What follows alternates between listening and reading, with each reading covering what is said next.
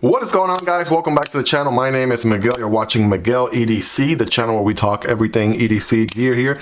Today we're taking a look at this knife right here. We're talking about the Takcom Grunt. This is an OTF, or out the front knife, of course, as you probably imagine. And yeah, we're gonna be going over it. This is a review video. I've been able to carry this knife here for about a little bit over a week here, and I did get this knife as part of Lefty EDC's knife pass around. Shout out to Kevin. Really appreciate the opportunity to borrow this one for some time, and obviously I've been able to gather as much feedback as I possibly can for this review video, and I got tons and tons of details and things to unpack in this video with you guys. So definitely get ready. If you aren't already subscribed, this will be a great time to smash that subscribe button and make sure you don't miss on any knife or EDC video content like this going forward. Make knife content like this on a daily basis. Go ahead and smash that like button if you aren't already. It does help out the channel and the video reach a larger audience. With that being said, this knife is going to be linked down below. This knife and any other knife that you see in this video will be linked in the description. Those are affiliate links that do help out the channel if you purchase a knife through those links, but that is entirely up to you and at no extra cost. It definitely supports the channel, of course, and will be greatly appreciated. With that in mind, let's jump right into it, right? So what do we have going on here? This knife is called the Takcom Grunt. Once again, the name Grunt came from the community, right? So I believe Takcom has some sort of like naming contest of what have you, where people submit their, I guess, different names, right? And one gets picked, and Grunt was the one picked for this one, right, from the community. And I believe maybe the winner gets a free knife or a free sample or something like that. But yeah, that's pretty neat, pretty interesting, right, that comes from the community like that, which is awesome. We have an out the front knife, or OTF for short. This one is rocking the drop point stonewash blade going on here. This is M390. We have an HRC of 59 to 60 on this M390 here, and there are two versions of this knife. You could either get it with this drop point version here, or you could get it in a sheep's foot version as well. So those are two configurations on the blade there. As far as the handle, we have 6061 T6 aluminum, which is milled, right? Check out the milling on this thing. It's gorgeous. We have squares going on here, sort of like a frag pattern going on there, and then we have lines going on right here as well, and it's on both sides. So I love me a symmetrical continuous patterns on my knives, and this one did not disappoint. Also adds a little bit of grip to it as well. The aluminum feels nice, and all throughout, you know, the construction here is pretty spot on. OEM on this knife is Bestech, right? Bestech out of China, but they make really good high quality tools. You know, all Bestech knives are very well made, if you aren't familiar with Bestech, and this one is no exception here. Now, this knife was designed for first responders and military. That's why you see that this one includes a belt seat cutter right here towards the back. We're gonna get a little bit more into that later. We're gonna chat about that for a bit, and just I'll share my perspective on that. But yes, this knife was designed with a purpose, right? For first responder, for the military.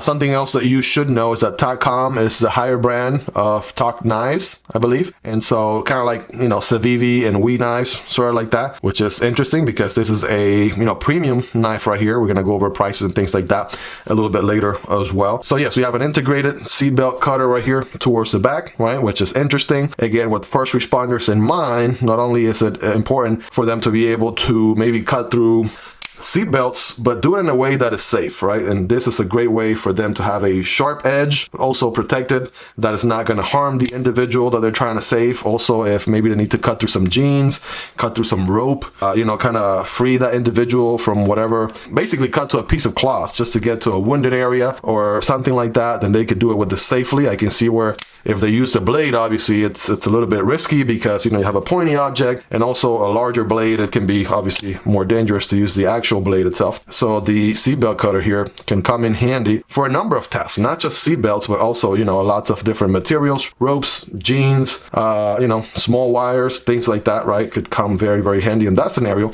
Now, I will tell you right off the bat, right? I will tell you right off the bat, me personally, I'm not a huge fan of the actual seatbelt cutter in the back, right? It's not my cup of tea per se, but they didn't design this knife thinking of me. They designed this knife with a purpose for professionals who are out there saving lives and things like that. So it makes sense. It does provide for a interesting blade to handle ratio. And typically with knives, I think the overall consensus in the community is that we prefer knives that have a very even blade to handle ratio, whereas here it's a little bit thrown off, right? Typically the OTF will sort of finish about right here, right? But then you have this other section back there for, you know, the actual seatbelt cutter. In most other cases, OTF knives, like the Takcom Chimera that we checked out, that one has a glass breaker. So, you know, different utilities, different purposes for different tools, right? After all, these knives are tools, and, you know, this one has a lot of functionality there, with a little bit of a compromise with, you know, obviously a larger handle compared to the blade itself. Me personally, I'm not a fan of that, but I can get over it because I understand the functionality, the purpose, the reasoning behind designing it that way. And that kind of makes me overcome that part right there. So with all that in mind, let's go ahead and get a quick measurement on this bad boy. The overall length on this one comes in around 8.5. So definitely on that large category. The blade itself is around 3 1/4, with the cutting edge also being around 3 1/4 as well. The handle being 5 1/8, right? 5 inches, 5.10, 5.15. So that's your overall measurements right there. Again, in the large category. Let's do a quick size comparison to the usual ones here on the channel. Very comparable to the PM2, although a tad bit larger, maybe a 1/4 inch, 1/2 inch larger than the PM2. Definitely larger than the Para 3. What I found interesting here is that even though it is larger than the PM2, perhaps, right, you actually have more cutting edge in the PM2 than you do with the Grunt. And that's sort of what I was talking about earlier, the blade to handle ratio, right? You can see the handle there is smaller on the PM2, but the cutting edge, right, the blade itself is larger, right? Sort of gives you an idea. Here we have the Demko AD 20.5 and the smaller brother, the Shark Cub, right there, right? Take a look there for yourself. Obviously, it is a larger knife indeed, right? Much larger than these other two. What about the Model 1, right? This one is typically, I mean, one of the largest knives that we have showcased here in the channel. As you can see, pretty comparable to the Grunt. And here is the Model 2, right? Same deal going on here with this one. Model 2 is a little bit smaller, sort of gives you a good perspective. So if you own a Wrap Model 1, then you know what's happening there. Very, very comparable right there, exactly. Almost, I mean, millimeters, if anything, of a difference, but very comparable to the Wrap Model 1, indeed. And last but not least, here's the Vosteed Raccoon. Very popular knife. So it's a CJRB Pyrite alt. And as you can see, the Grunt is still much bigger than those two. I wish I had other OTS on hand. I since had to send the Chimera back to Kevin. I was just borrowing for some time, and I don't have another OTF on hand. I personally don't own any OTFs yet. I'm just still finding, sort of doing my research to get into the OTF rabbit hole. For right now, I'm mostly folder knives, getting a little bit into traditional knives also as well as we speak. But honestly, I've been loving checking out these models and learning more and more about OTF knives as we go. So you do have a very tall handle here, which is nice. Now the thickness on the blade on this one is going to be around, let's see here, we have 0.12, which is very common, right, for most knives. That's about the thickness that I see the most. And the thickness on the handle is about 0.47, which is also very common, very close to the 1/2 inch or 0.5 of an inch ratio that I see. What helps here is the fact that the handle is pretty tall, right? And being so tall, it feels the hand very, very well. So ergonomically speaking, check this out. I have medium hands. They're not the biggest hands, not the smallest hands. This is my hammer grip right here. Still plenty of handle here, plenty of handle in the back. The pocket clip is stainless steel, and it honestly feels really good because it is rounded. On the Chimera, it actually had a corner to it that sort of stabbed me in the palm a bit. Here they went for a rounded approach, and it sort of goes straight. Has a little bit of a half circle there and a small shallow duck bill, which is perfect. This thing goes in and out of the pocket very, very good. And also you got to check out the fact that there's a lot of chamfering going on, right? Check out the chamfering here, right? Swedge or chamfering going on there.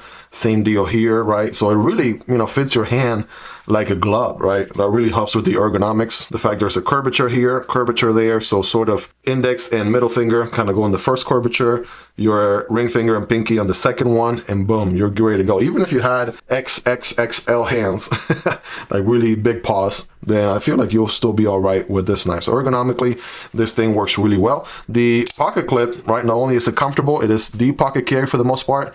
It allows just that tad bit of the knife to show. By the way, you do have a very minimal lanyard hole there, very narrow, but it is wide. And the pocket clip does reverse to the other side. We have an insert clip portion here on the other side. Hey guys, it's me again. So I'm coming back to the review here because I had to put out a fire. Sometimes these videos, recording them all in one take, gets a little bit challenging, but I am back. So we're picking up where we left off, talking about the Takcom Grunt. Okay, so we have a reversible pocket clip here, right, which has an insert on the other side. It is pretty deep carry for the most part. If anything, honestly, if I really could, if I really wanted to nitpick, the only thing that I would do differently with the screws is I probably would have done some countersunk screws instead, right? Something that sits flush. It allows for the clip itself to go in the seam of your pocket a little bit easier.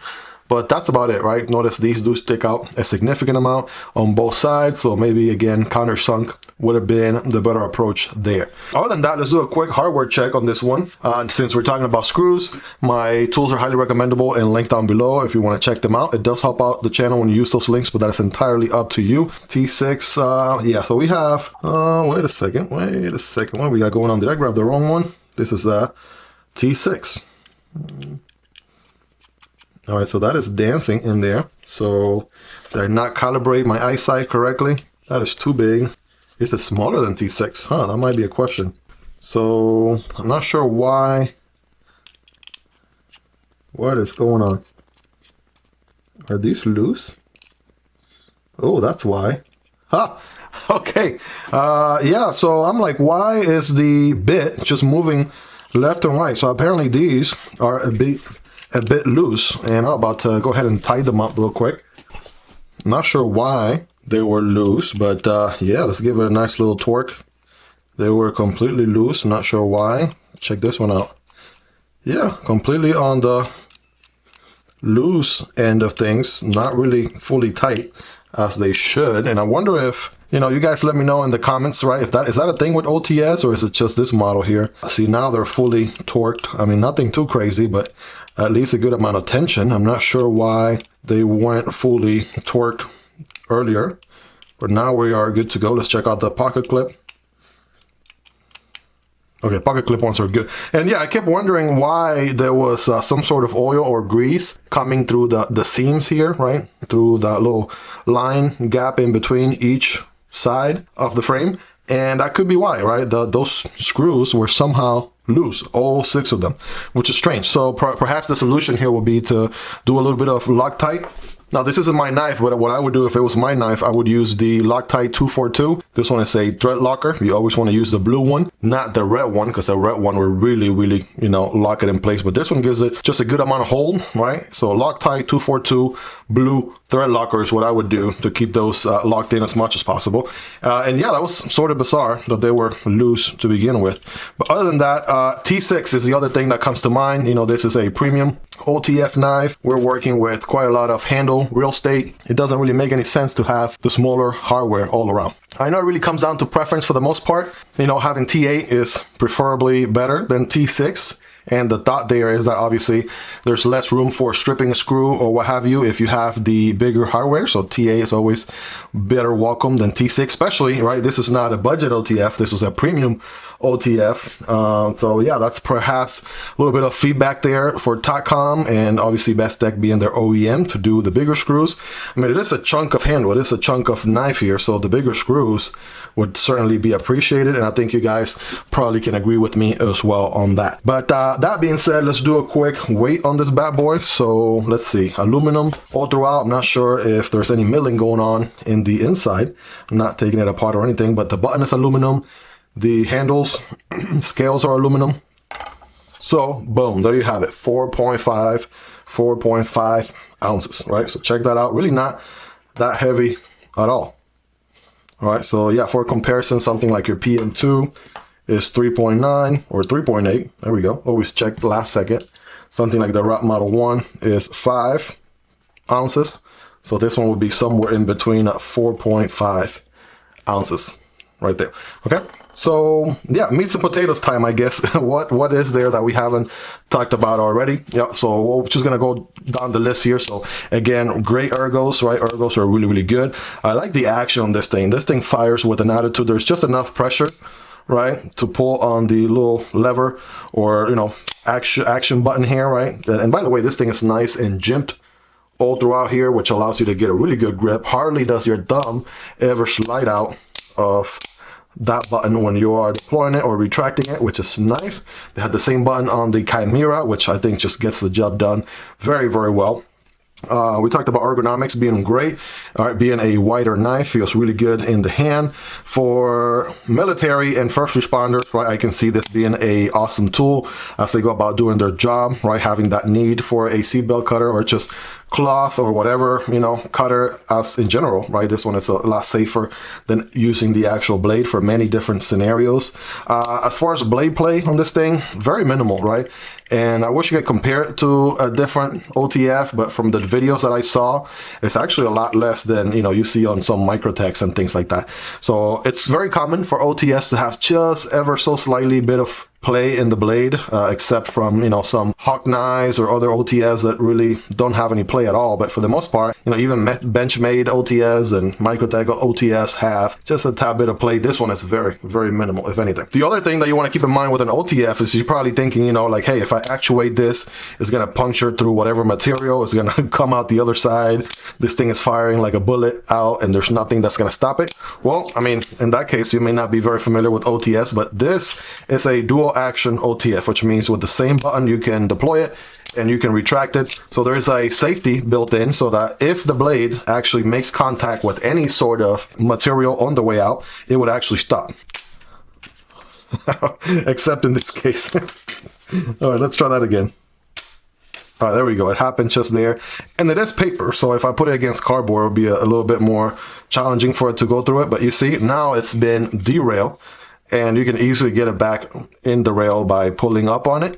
All right, now we're back in business. Let me show you that same concept against some cardboard. All right, so check this out. So yes, still gonna puncture a tad bit, but it's not going to just, you know, basically blast through the material, right? It's gonna derail like you see here, and then you manually have to kind of get it back on track, and then you're good to go. So yeah, that's a safety built in there for dual action OTS. Since we're here, let's do a quick paper cutting test on this M390 drop point blade here, stonewash. All right, this thing is going to slice very, very well. We have a flat grind going on there. And bam, check that out. Some good slices on some copy paper here. And yeah, just as expected, right? It's going to be pretty good on the slices there. This one cut up right here where we had stabbed it earlier. So that's why that happened.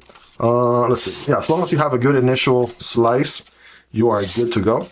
Keep in mind this thing has seen some use, so it's not brand new sharp out of the box or anything, right? It has been making its round to the lefty EDC knife pass around. So you guys rate in the comments, let me know how sharp or how much of an edge it has retained from 1 through 10. We have the diaper box flavor of the day. So we got Pixar's Cars, and this one is a single wall cardboard. And so when cutting cardboard, keep in mind, don't cut perpendicular, but at an angle like this. And it's going to look something like this. Here we go. Oh yeah. Flawlessly, effortlessly. All right, that was just me getting enough purchase or grip on the actual cardboard itself so it slipped out of my hand for a second. But yeah, there we go. It's gonna go through cardboard as well with no issue. So yeah, it's definitely gonna cut, definitely gonna perform. All right, you guys let me know in the comments your rating for the edge and how well it has retained, but this thing is holding a pretty good edge right there, and so far, yeah, it's definitely got the performance to back it up. So yeah, we know this thing is definitely going to cut, definitely going to perform. I also noticed the fuller right here on the blade sort of gives it a nice personality to the blade. If anything, typically when I see a fuller, I'm tempted to sort of, you know, flick it or use it as a deployment mechanism. But here, obviously, since it's an OTF, right, it's just there for aesthetic purposes. Arguably might provide some relief to the cut as you're going through the material, right? That could be a possibility there. That flat grind is slicey, and that blade is pretty tall for the handle itself, right? Typically with OTF knives, you know, you often pay attention to the ratio, right? How thick or how big of a blade am I working with as compared to how tall of a handle I have. You don't want to have a really beefy handle and then have like a little needle poking out as your blade. So here, I mean, it's understandably so. The handle does drop down quite a bit here. Kind of works as a finger guard in a way. Also, no jimping on the tang of the blade here, but you could, you know, rest your thumb there if you wanted to. I mean, it does take a substantial amount of pressure to even come close to disengaging the blade, so it's not like you're accidentally gonna close the blade on you, like let's say a button lock or something like that, right? So it definitely, you have to be intentional. You have to definitely give it a good amount of force before you can even retract the blade, right? So with that in mind, again, going back to Bestech being the OEM on this, we know Bestech out of China, they are one of the premium knife manufacturers overseas. They do a great job with everything they do. So here is no exception. The fit, the finish, right? Everything that we have looked at so far, everything lines up perfectly, very well. Not sure what the issue was with the screws earlier, why they were loose for some reason. So that might be my only concern. The only other thing too, which is a nitpick, comes down to preference, is the, you know, screws being T6 versus T8. And honestly, the only other thing that comes to mind is, well, this is a solid OTF knife. So for professionals, right, those military first responder that are going to use it, it may not be that high of a price. It does come in around $229, let's call it $230. And, you know, it is made overseas. I think for the most part, it comes very close to maybe that $300 mark where you can start seeing some USA made OTS, right? You know, so it's a little bit of, you know, a decision to make there, right? With how high up the price is on this one and what you're paying for it versus getting a USA made one like Microtech or perhaps Benchmade or what have you, whichever your preference is. It's just something to consider, right? Something to consider. And, you know, typically in this price point, $230, we would see perhaps, you know, better, higher materials, you know, and things like that for the price. So it's just overall something to consider, if anything. That's about the only things that I could think of to nitpick about, or, you know, cons to this knife, because pretty much everything else is spot on, right? Pretty much the action, the reliability, how sturdy that blade is, the performance overall. Again, me personally, not a huge fan of the seatbelt cutter in the back. But again, it is, you know, meant for professionals. So it's pretty cool that you can actually own a piece of gear that a professional would use, and you can, you know, kind of adapt it to be your own. For most people, I know, as soon as I see a seatbelt cutter, typically for the most part, you guys can relate. We tend to think about, you know, gas station knives and stuff like that, which are really trying to tackle everything. You know, they got the main blade, and they got the bottle opener along with the seatbelt cutter, along with, you know, insert blank here, right? They're trying to be the Swiss Army knife without looking like a Swiss Army knife. But here, very, very functional. Well, there you have it, guys. That is the Takcom Grunt, right? Let me know if I missed anything. What else you want to know about this knife that perhaps I didn't cover in this video? Let's have a discussion down there in the comments. Let's hang out down there. Ask me any questions, anything you want to know about this knife, or what knives do you want to see cover in the channel next, right? Let me know.